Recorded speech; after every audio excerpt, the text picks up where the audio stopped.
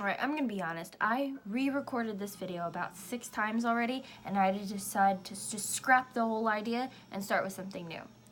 I'm gonna do a glow up, and that's gonna be me documenting my glow up journey in the next few months to show you that you could do it too. So what this is gonna entail is, personally, I have put on a little weight on purpose because I wanted to have a fuller figure. Don't get me wrong, I love my body, but I know I could do more and push myself more, not only in the gym, but in my business, in my family life, with my friends, and as a puppy owner, and just a human being in general. So this is gonna be another mini journey chapter glow up. I used to have a joke that after a huge emotional turn in my life, I don't just fall. I fall, I get back up, and you better be ready because I'll be there waiting for you. So it's time. Today, I wouldn't say a normal day. I had a kind of a chaotic day, unpacking my parents' house still, training the puppy. I got to run, but I didn't get to run as much because somebody was trying to take Hope out for a walk, and I freaked out because she's still not there yet, but we're getting there. But I am going to try to help you guys bring out your confidence more. What is confidence? Confidence is that inner security and joy that you can wear whenever, however. As an example right now, I'm not wearing much makeup other than concealer, so your eyes don't bleed from the spots on my face or the bags on my eyes. But other than that, I just wanted to look nice for you guys because videos, I actually do care. Another thing that I do to show my own confidence is I don't care who's watching. I will, no joke, start singing and dancing while I'm mid-run. If I'm feeling it, I am feeling it, and I'm just gonna let loose and jive and have fun with it. If I am feeling a lack of confidence, because of something said to me or, a notion that I have stuck in my head, I first of all look at it and I go, all right, is this a fact or is this an opinion? Sometimes the truth hurts, and sometimes people just make shit up so they make you feel bad about yourself, and that's only because they feel bad about themselves.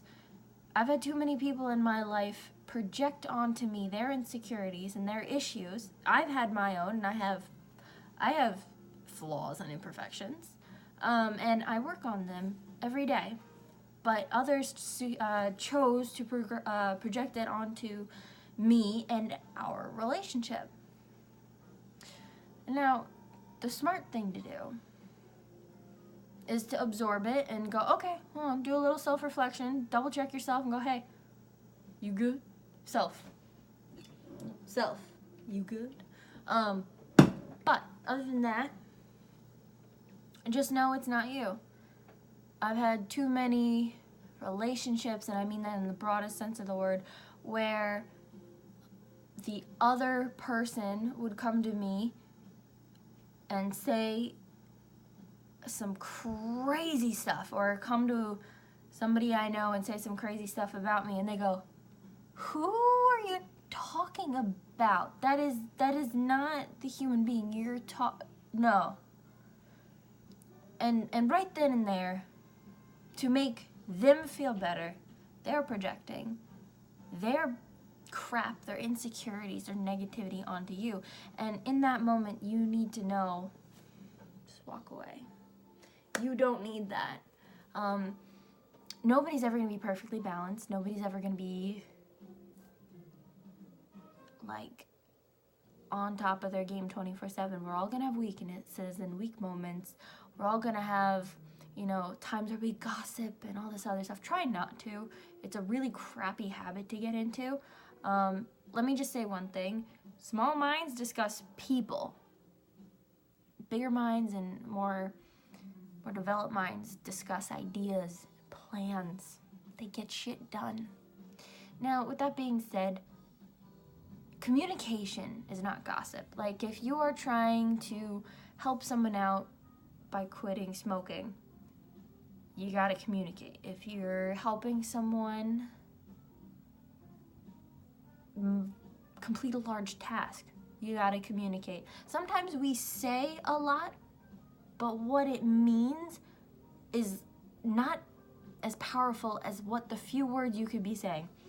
I'll give you an example. I have a family member who tells a story. Love this person to death, but it'll be a 45-minute story that takes about 5 minutes, 10 minutes tops. And it was funny. It was hilarious. But they dragged it on so long, it was painful.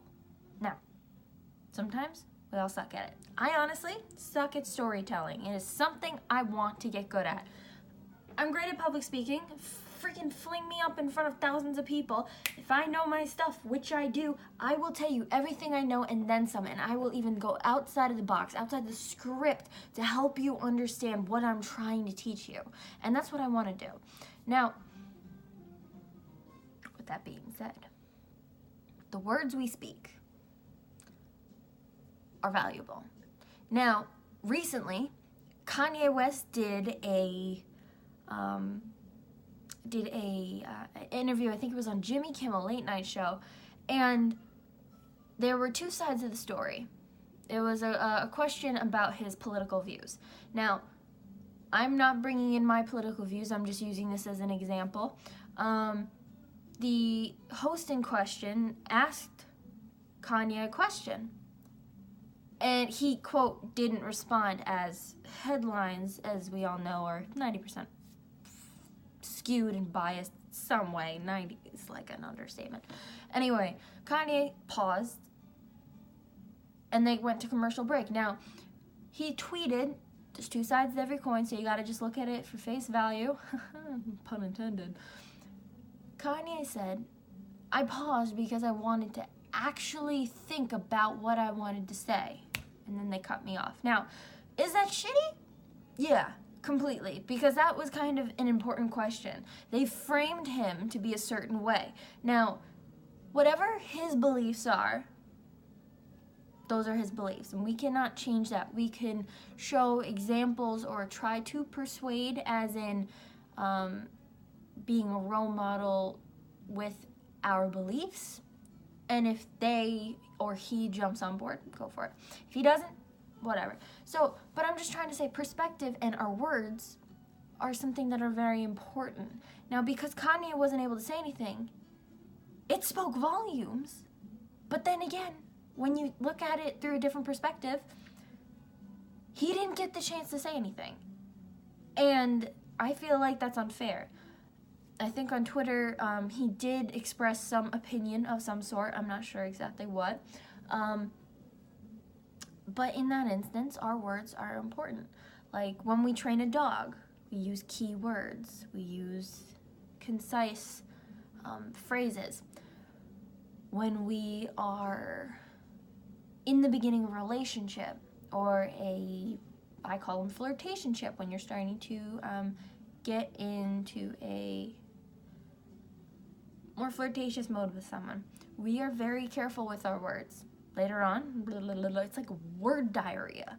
It just goes on and on and on. You know, I know a lot of people who can tell a story very well, like incredibly well, like you're there.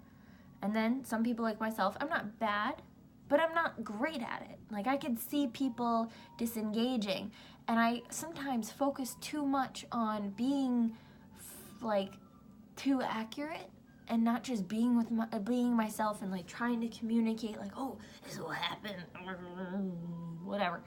And so I lose people through communication. Now, the funniest thing in the world is every human being, whether they're deaf, blind, or perfectly fine, we have the ability to communicate, but we sometimes don't communicate in the most efficient of ways. And it's mind-boggling. Certain words and phrases are used too much, like I love you. I feel like we overuse that a lot. Like, oh my God, I love you. Or like when you're having a moment, you should really say I love you. I personally, there's something new I adore saying. It's I can see you. And when I say I can see you for your mind, your body, and your soul. And I think that holds a lot more weight in my book, personally, than I love you, because those 3 words have been said countless of times. Girls and boys, all over the world. Tell me, have you been told I love you by someone and it was a lie? Or were they covering something up? Or were they only half telling you the truth? Like, love comes in all different forms. But in certain ways of our life, we see them in different forms. Relationships is a more intimate kind of love. Friendships, they're deep and they're, bonding, but depending on the friend and the friendship you two hold is, the level of I love you. So if I tell my acquaintance I love you, it's a little awkward. Yeah. But if I tell a friend that I've known since high school, Amanda, I love you, I mean it. And I love you, Amanda. I miss you. Anyway, but like what I just did, I sincerely meant it. But I say like a lot. That's something I have to work. Ooh. Sorry, I have smooth jazz on to calm the puppy down. But we always say so much. We have social media. We have television. We have newsprint, we have radio, we have so many ways of communicating. And yet, sometimes, we never say what we truly mean. Are you afraid to? Are you worried to? Are you concerned it might upset someone else? Now, another example would be Obama. I love him, man. Anyway, when President Obama was speaking publicly a lot, he would speak in three to 4 word clusters. Some people would make fun of it, some people wouldn't. Whatever. If you think it's funny, laugh all you want. Some of us know he is not only thinking, but at the same time, he is actually catching his brain up to his mouth. Some of us speak faster than our brain could think. That's why I kind of lose track on my fridge talks a lot, so I have to edit them. And honestly, I am working on it right now. I see it's 13:02 seconds, and I am trying to not edit myself, but not take too long to think about what I'm trying to say and what I'm trying to communicate to you guys. I'm ADHD though, so that always gets me. But say what you mean.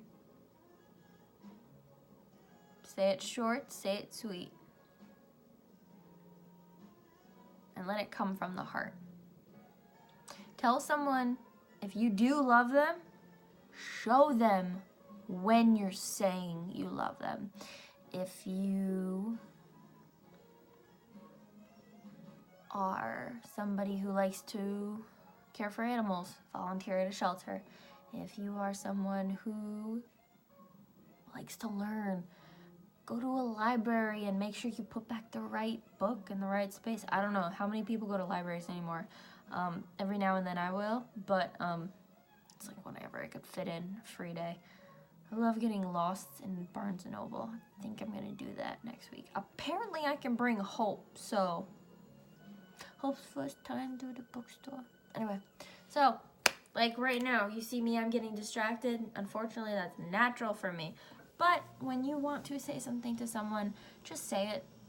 The longer you wait, the more you'll regret it. And you don't want to look back on your life with all these regrets. There is time in your life to hold back, but showing affection and being in the moment is not one of them. You do that unapologetically. Be in the moment, because you never know who will be in your life and who won't be. Like like a matter of time.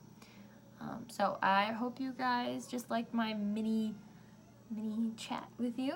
I am going to be doing a Fridge Talks with Steph tomorrow.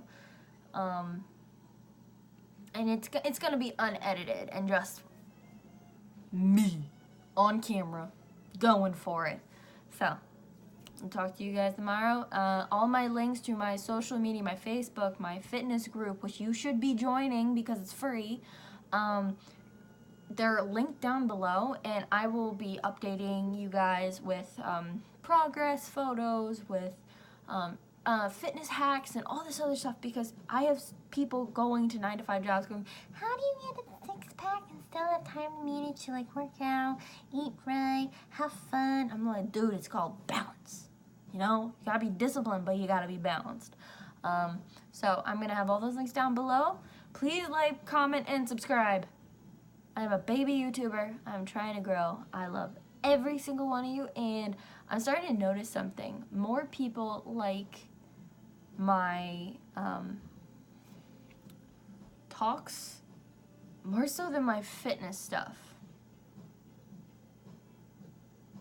I just like realized that, and they like hearing my relationship input. Now, I'm thinking about doing a mentorship with relationships. So if you want me to help you and be your feedback to your relationship, your lifestyle, if you are trying to figure out what you want to do with your life and you are stuck, or you are having a rough patch with your boyfriend or girlfriend, which I'll be covering tomorrow, or you have absolutely no freaking idea what to do next in life, I think I can help you. So I will see you guys later. I am going to be working on some more stuff, so I'll see you. Bye.